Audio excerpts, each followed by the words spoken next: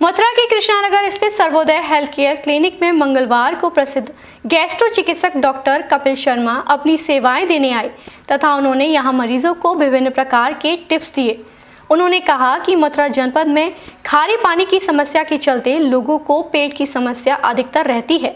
Liver पर सूजन आ जाना, पेट में अचानक दर्द रहना तथा पाइल्स की समस्या, यह सभी पेट से जुड़ी हुई हैं, जिनका सही समय पर उपचार किया जा सकता है। सर, वर्तमान समय में पेट के रोग ज्यादा देखने को मिलते हैं, ऐसे में क्या सावधानी बरतनी है और किस परिस्थिति में चिकित्सक के पास आना चाहिए? दोस्तों, मैं बताना चाहूँगा, मेरा नाम डॉक्टर कपिल कुमार शर्मा है। मैं पेट रोग विशेषज्ञ हूँ। अभी हाल ही के अंदर में सर्वोदय हॉस्पिटल सेक्टर 8 फरीदाबाद में कार्यरत हूँ। मैं हर महीने के हर मंगलवार को सर्वोदय क्लिनिक मथुरा के अंदर आता हूँ और मैं वहाँ के विभाग को भी हेड कर रहा हूँ।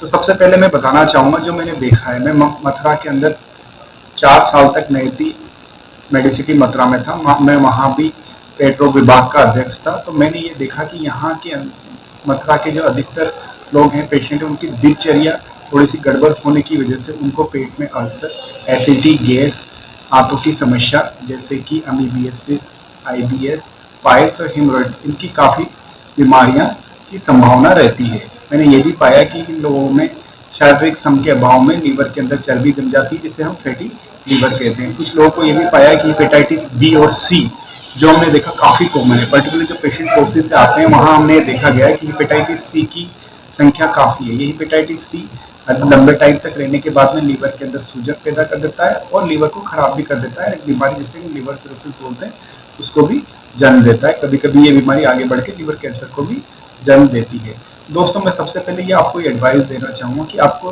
अपनी दिनचर्या को समझना होगा और उसका एक टाइम शेड्यूल बनाना होगा। शेड्यूल बनाने के साथ साथ में आप यदि ब्रेकफास्ट 7 बजे करते हैं तो आपको 7 बजे के लिए उसको डिले मत करिए।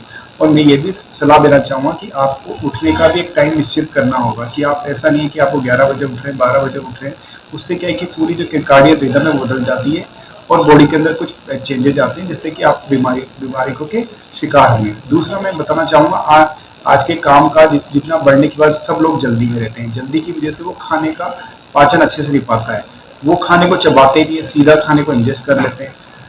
उसकी वजह से क्या होता है कि पेट में पाचन नहीं हो पाता। यदि ना चबाओ या खाना पेट में जाए तो पेट पे वो जोर पड़ता है, वहाँ एसिड की ज़्यादा मात्रा सिक्रीट होती है, उससे अल्सर बनने की भी संभावना होती है। तो मैं बताना चाहूँगा, आपको डाइजेशन के बारे में बताना चाहूँगा। डाइजेशन का एक प्रोसेस होता है, इसके अंदर जैसे खाना है, आहार नाल जिसे हम इसोफेगस बोलते हैं, जैसे स्टोमक में आता है, स्टोमक की जो आगे को ऊपरी हिस्सा है वो खुल जाता है, खाने को ग्रहण करता है, वहाँ की पेसमेकर सेल से वो एक्टिव हो जाती है और ये वहाँ एक ग्रीनिंग स्टार्ट होती है। जैसे आप देखते हैं खाने मिक्सिंग किस तरह से ग्रीनिंग प्रक्रिया स्टार्ट होती है, जिससे खाना पार्टिकल छोटी आंत में जाते हैं जहाँ की अब्जॉर्प्शन होता है और जो वेस्ट बनता है वो बड़ी आंत में जाता है। बड़ी आंत से निकल कर ये लेटरिन के थ्रू बाहर आता है। इन सारी प्रक्रियाओं में यदि कहीं भी आपकी प्रक्रिया सही नहीं है तो आपको तकलीफ हो सकती है। तो पेट में होने वाली समस्याओं के अंदर सबसे मेन समस्या होती है एक गैस्ट्राइटिस, जिसे बोलते हैं H. पाइलोरी। यदि आप साफ सुथरा खाना नहीं खा रहे हैं तो आपको H. पाइलोरी इन्फेक्शन होने की संभावना बढ़ती है।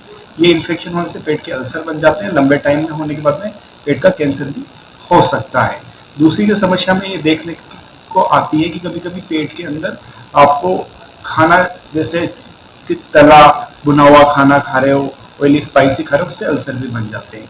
अब आगे की बात करते हैं आहार नाल। आहार नाल की एक बीमारी होती है जिसे कि अक्लेजिया कार्डिया बोलते हैं। इसके अंदर आहार नाल के निचले का सिरा बाल टाइट हो जाता है, खाना आहार नाल में इकट्ठा होने लगता है, आपको खाना खाने में तकलीफ महसूस होती है। इस बीमारी को डायग्नोस करने के लिए हम एंडोस्कोपी और मैनोमेट्री की जांच करते हैं। इसके इलाज के लिए एक नई पद्धति आई जिसे हम बोलते हैं परओरल एंडोस्कोपिक मायोटोमी। पोएम से हमने कम से कम 150 मरीजों की सर्जरी की है। ये प्रक्रिया हाल ही में भी इंडिया की अवेलेबल हुई है और ये नॉर्थ इंडिया के अंदर इसकी शुरुआत करने वाले कुछ डॉक्टर में से हमारा भी नाम सम्मिलित है।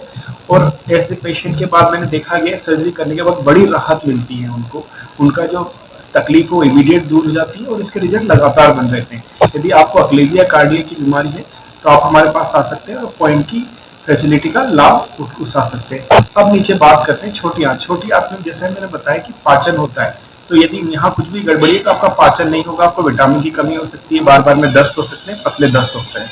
अब बात करते हैं अमीबा की। अमीबा एक ऐसा प्रोटोजोआ है जो बड़ी आंत के अंदर इन्फेक्शन पैदा करता है जिससे कि अल्सर हो जाते हैं।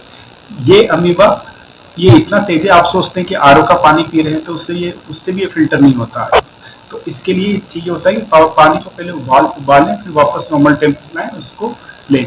अमीबा अल्सर कर सकता है, कभी कभी ये अल्सर लीवर तक अल्सर होने की वजह से ये बैक्टीरिया, ये जो प्रोटोजोआ है, ये लीवर तक पहुंच जाता है, वहां भी मवाद पैदा करता है जिसे हम लीवर एब्सेस बोलते हैं। बड़ी आंत की जो निचले वाले हिस्से जिसे हम रेक्टम और बोलते हैं, एनल कैनाल बोलते हैं, वहाँ पाइल्स और फिशर की समस्या रहती है, जिससे कि आपको मल के अंदर खून आ सकता है और पस भी आ सकता है। इससे लीवर के अंदर जमा हो जाता है। ये लंबे टाइम से फैट वहाँ रहने की वजह से वहाँ की कोशिकाओं में स्वेलिंग पैदा करता है, और यही स्वेलिंग लंबे टाइम तक बनी रहे तो आपको लीवर सिरोसिस हो जाता है। दोस्तों, मैं बताना चाहूँगा, इस बीमारी में आपको कोई लक्षण नहीं होंगे, बस आप एक टेस्ट कराएंगे SGOT SGPT, वो बड़ा आता रहेगा, और वो लंबे टाइम तक यदि आपने इसको नहीं ट्रीट किया तो ये लीवर सिरोसिस कर देगा, जो कि एक लाइलाज बीमारी है। इसके लिए लीवर ट्रांसप्लांट करना पड़ता है। अब मैं बताना चाहूँगा पेंक्रियाज। पेंक्रियाज एक ऐसी ग्रंथि जिससे कि डाइजेस्टिव जूस छोटी आंत में रिलीज होते हैं, वहाँ डाइजेशन होता है।